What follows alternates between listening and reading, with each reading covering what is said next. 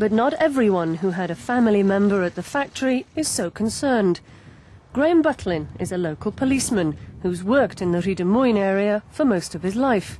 He passes the site every day on his way to work. His father, Andrew, was an industrial chemist involved in the running of Valley Works.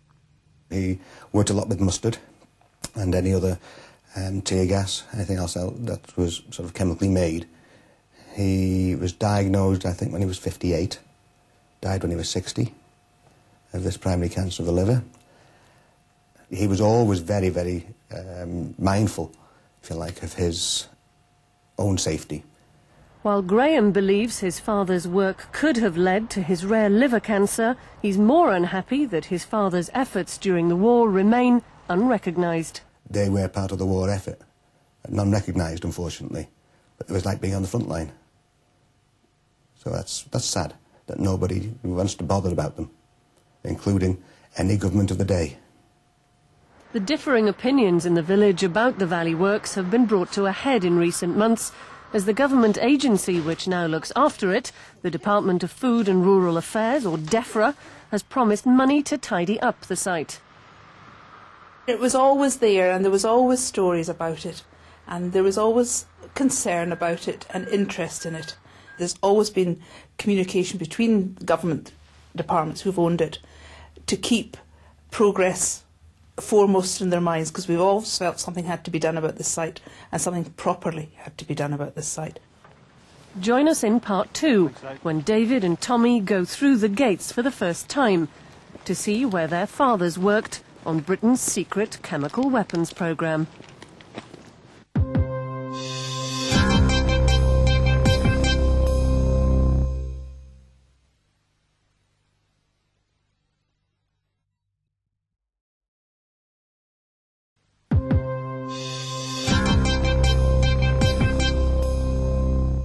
The gates of the former chemical weapons factory at Rhydymwyn in North Wales have been thrown open for the first time exclusively to Wales this week. DEFRA, the government agency which now manages it, have been consulting with the people who live there about its future.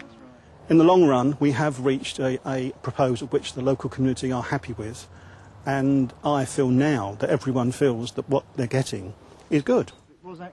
David Bryn Jones's father was a fireman at the works during the war, but he's never really known what dangerous conditions his father worked under. He's seeing the old fire station for the first time.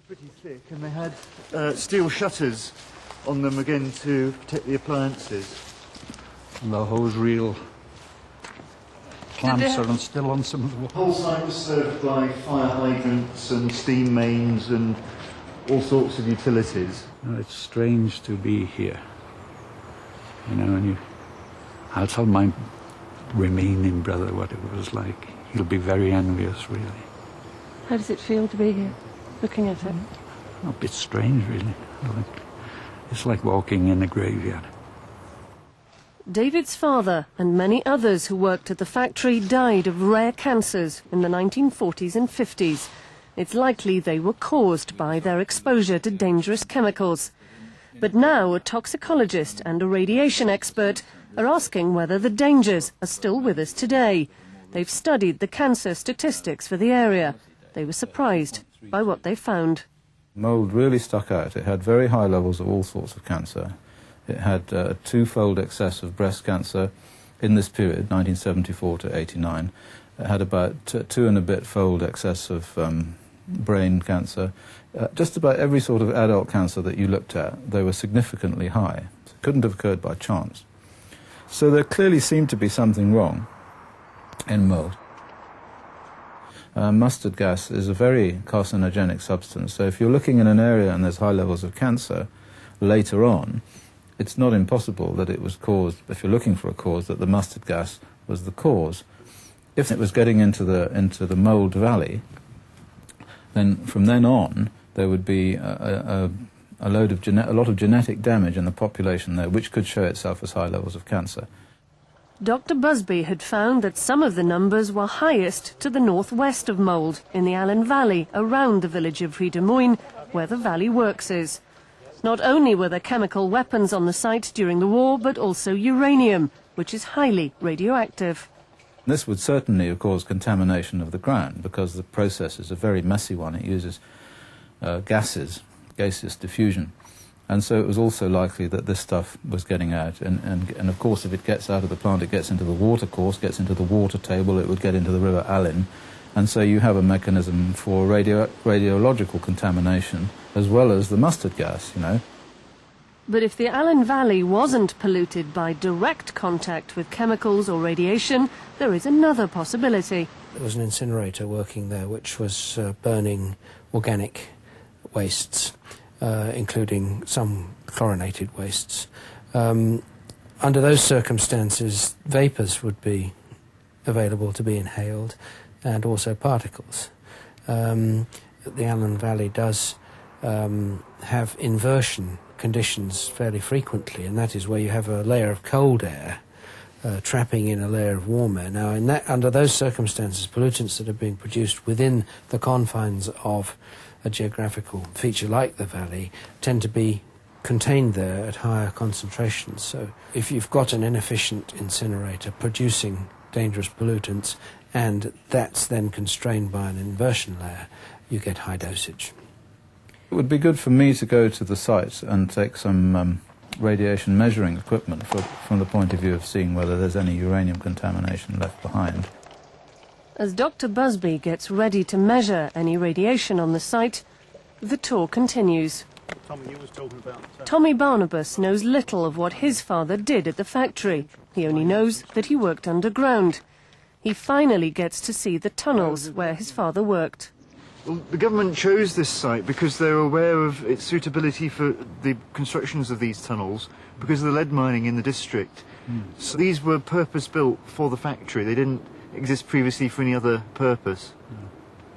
And they go into the hillside 200 or 300 metres, and then you have 4 very large chambers where you had the bulk tanks of mustard stored in lead-lined vats, and you also had some weaponised mustard as well in shells and bombs kept in store. And as the war went on, they added to the length of the tunnels to increase their storage capacity. I feel as if we lost the fathers through it, don't we? You know? That's the only thing. What if that was the cause of his death, like? It looks like it, what I've read about. The way he died. You know? There is one group of regular visitors to the site. Every year, chemical weapons inspectors from the United Nations are allowed in to ensure British compliance with international regulations. But for the first time, an independent scientist has been allowed in. Dr. Chris Busby starts his measuring in a building called P6. This was where Britain's first experiments with enriched uranium were carried out during the war, as both sides raced to develop an atomic bomb. While he collects his data, the rest of the group go to the mustard gas building. This was the heart of the operation of the factory, where the shells and the bombs, the various ammunition types that the mustard was filled into, were actually given their chemical warfare agent. And so the building was divided into 2 halves, a clean and a dirty side, and these yellow marks you see on the floor in front of us were the dividing line between the various workers. And David recognises this is where his Aunt Dora worked, on the so-called dirty side of the factory. It makes sense now because she worked in this establishment on the dirty side.